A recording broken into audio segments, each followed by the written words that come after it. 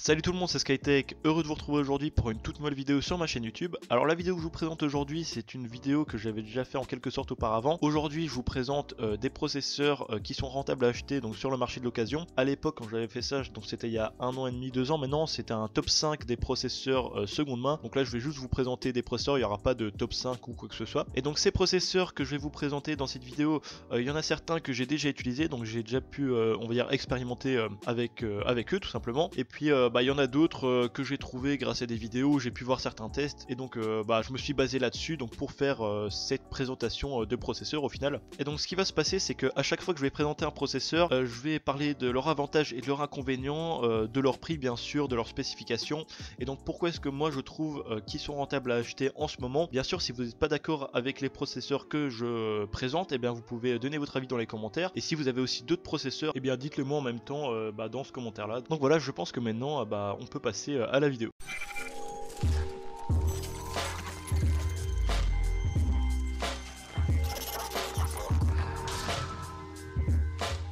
Bon, commençons avec le premier processeur. En fait, c'est pas tout à fait un processeur. En fait, je vais vous en présenter deux. Donc, c'est deux processeurs qui viennent de la même lignée. Donc, la lignée Sandy Bridge de chez Intel. Donc, c'est une lignée qui a commencé à être commercialisée en 2011, si je me rappelle bien. Donc, voilà, elle date un peu, mais franchement, comme vous allez le voir, c'est toujours des très bons processeurs à ce jour. Alors, ces deux processeurs sont tout simplement le i3 2100 et le i5 2400. Ils peuvent être trouvés dans les environs de 15 à 30 euros. Donc, je vous mettrai des prix de référence là maintenant à l'écran d'AliExpress. Donc, voilà, c'était des prix assez convenables, franchement. Donc, si vous voulez pas trop vous ennuyer à les chercher sur le bon coin, vous pouvez tout simplement les acheter sur AliExpress ou même eBay si je dis pas de bêtises. Alors les aspects positifs de ces processeurs, c'est tout simplement qu'ils sont assez simples à trouver, les prix sont assez bas et assez convenables pour ce que c'est. Ils sont encore assez performants comme on verra dans les benchmarks. Ensuite, ils n'ont pas besoin d'être overclockés pour avoir de bonnes performances, parce que comme vous le verrez un peu plus tard dans la vidéo, il y aura certains processeurs qu'il faudra overclocker. Sinon, pour les cartes mères, elles sont assez simples à trouver, donc ce sont des cartes mères au socket 1155 bien sûr, donc elles peuvent être trouvées sur le bon coin, sur eBay, sinon directement sur AliExpress. Par contre, faites bien attention à ne pas acheter des cartes mères no name, mais bien des cartes mères de référence, c'est-à-dire Asus, Gigabyte et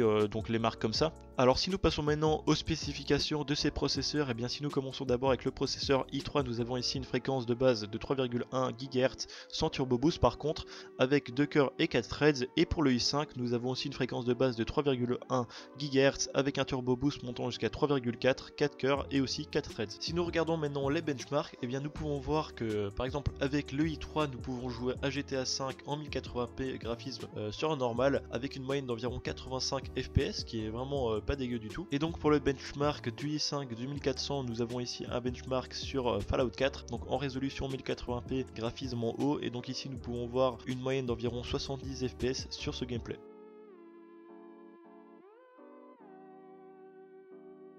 Et donc pour le deuxième processeur, je vais vous parler d'un Xeon, donc le Xeon X3470, donc qui est un processeur sous le socket 1156 de la lignée Linfield, donc qui a été commercialisé début 2009 si je dis pas de bêtises. Alors ce processeur peut être trouvé d'occasion entre 10 et 20 euros, je vous mettrai un prix de référence là maintenant à l'écran du site AliExpress. Donc si vous voulez pas trop vous embêter à aller chercher sur le bon coin ou eBay, vous pouvez directement acheter sur AliExpress, il n'y a aucun souci avec ça. Alors les aspects positifs de ces processeurs, déjà premièrement ils sont pas très cher, franchement voilà, 10-20 euros c'est pas non plus énorme pour un processeur comme ça.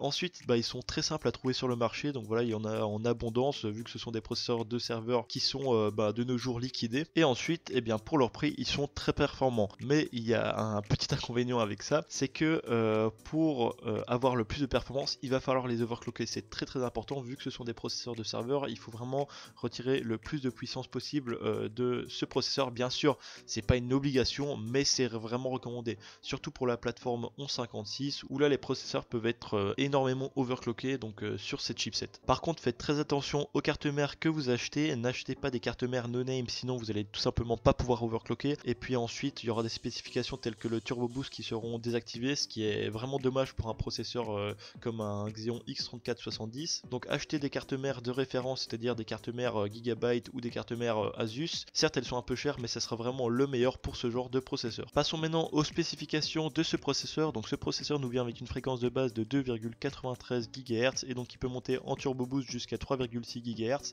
Il a 8 mégas de cache, il a 4 cœurs et 8 threads et il a un TDP de 95 watts. Donc voilà, je vous laisse apprécier ce petit benchmark sur Assassin's Creed, donc en résolution 1080p graphisme en haut, et donc on se retrouve juste après ce benchmark.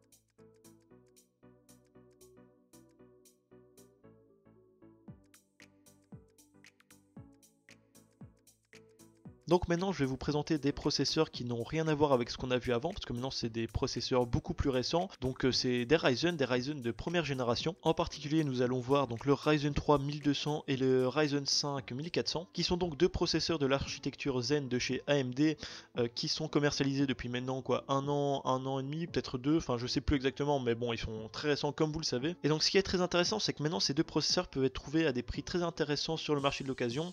Donc ils fluctuent entre quoi, 40 et 70 euros on va dire. Bon, peut-être que si vous avez plus de chance, vous pouvez trouver des meilleurs deals sur le Bon Coin ou eBay. Donc comme d'habitude, je vous mets des prix de référence à l'écran, donc du site AliExpress. Donc là ils peuvent être trouvés je pense pour 40 euros pour le Ryzen 3 et 70 euros pour le Ryzen 5. Mais franchement, si vous cherchez un peu, donc par exemple sur les sites comme le Bon Coin ou même Affaires PC ou peut-être Facebook Marketplace, eh bien vous pouvez trouver vraiment des bonnes pépites pour des très bons prix. Donc franchement, regardez, et puis si vous tombez sur un bon truc, et voilà, vous pouvez que être gagnant là-dessus. Ensuite, si nous passons aux avantages de ces processeurs, déjà premièrement, ce sont des processeurs récents, donc ils sont très bien supportés. Après, ils sont assez simples à trouver sur le marché, donc voilà, c'est pas trop compliqué là-dessus. Ensuite, le seul problème, c'est que les cartes mères, voilà, elles sont plutôt récentes. Enfin, vous pouvez en trouver d'occasion. Je sais que j'avais trouvé des A320 pour une trentaine d'euros, donc c'est toujours faisable. Après, le seul petit problème, c'est que ces processeurs supportent la DDR4, donc la RAM est un peu plus chère. Mais bon, après, si vous cherchez un peu sur les sites d'occasion, vous pouvez trouver des bons deals. Et puis, comme vous le savez, les processeurs Ryzen sont des processeurs très performants. Donc voilà, je vais pas mettre des benchmarks juste après parce que je pense que la plupart d'entre vous le savent déjà. Mais sinon, vous pouvez juste aller voir sur YouTube, vous tapez benchmark Ryzen et puis après, vous pourrez voir les performances par vous-même. Sinon, pour les spécifications de ces processeurs, en premier, nous avons le Ryzen 3 1200 qui nous vient avec 4 cœurs et 4 threads avec une fréquence de base de 3,1 GHz et un turbo boost jusqu'à 3,4. Et pour le Ryzen 5 1400, nous avons 4 cœurs, 8 threads, une fréquence de base de 3,2 GHz et un turbo boost jusqu'à 3,4. Et donc pour le dernier processeur que je vais vous présenter dans cette vidéo, c'est un processeur que j'ai découvert il y a pas longtemps en fait, donc voilà, j'en avais aucune idée qu'il existait. Donc c'est un Xeon, c'est le E5 2420 V2 sous le socket 1356. Donc voilà, c'est un socket que je connaissais pas du tout. C'est en regardant les vidéos de Techacity, pour tous ceux qui connaissent, que j'ai découvert ce processeur. Alors pour tous ceux qui ne connaissent pas ce socket LGA 1356, c'est un socket qui a commencé à être commercialisé en 2011. Donc voilà, il était designé pour, on va dire, remplacer le socket 1366 avec les chipsets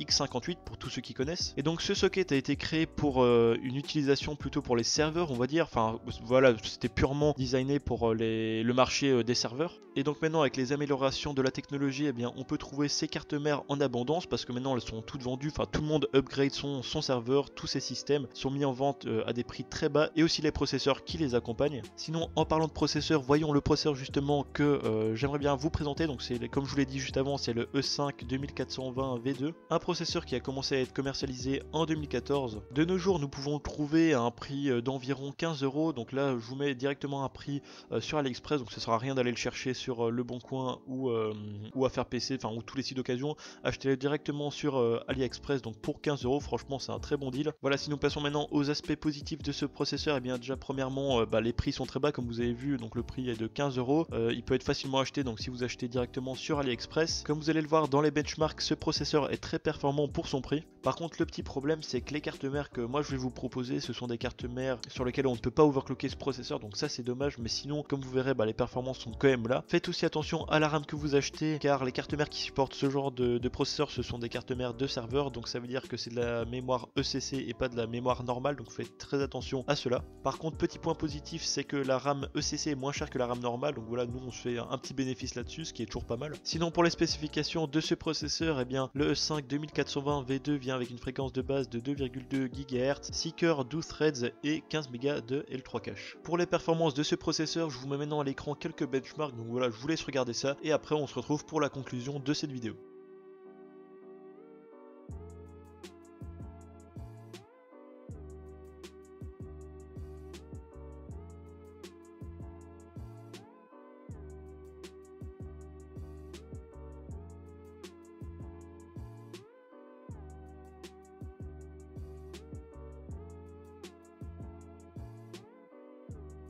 Donc voilà, on se retrouve pour la fin de cette vidéo, donc n'oubliez pas de me donner votre avis dans les commentaires du concept de cette vidéo, si vous l'aimez ou pas, si vous voulez voir plus de vidéos de ce genre sur ma chaîne. Et puis pour tous ceux qui s'y connaissent, donnez-moi votre avis sur les processeurs que j'ai choisis dans cette vidéo, enfin que j'ai présenté. Et puis si vous en avez d'autres, vous pouvez les mettre en même temps dans le commentaire. Donc voilà, ça conclut à peu près cette vidéo, merci d'avoir regardé. Et puis moi je vous dis à une prochaine, c'était Skytech, allez ciao.